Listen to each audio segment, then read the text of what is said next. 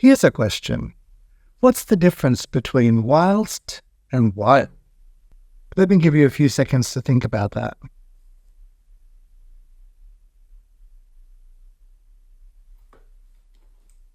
Well, if you asketh me, thou hast come to the right person. However, I must warn you that the answer will in fact be unsettling to some of you. The difference between whilst and while is absolutely nothing. Zip zero. Apart from spelling, that is.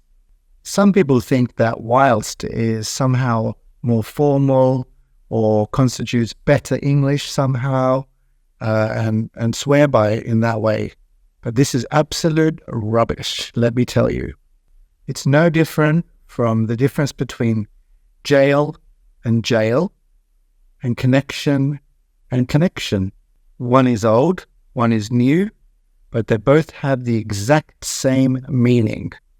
Whilst, in fact, belongs to a group of words in English, fossilized, perhaps even you could call them deviant, words that exist in the language that end in the letters ST.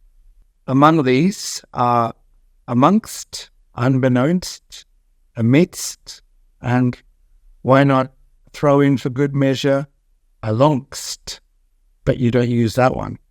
The insistence on using whilst is the mark, more generally, of an amateur writer. Trust me on that one.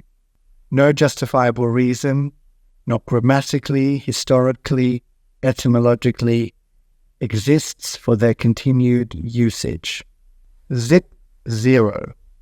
Insisting on 14th century English forms in the internet age and modern communications hardly makes for what we might think of as good English.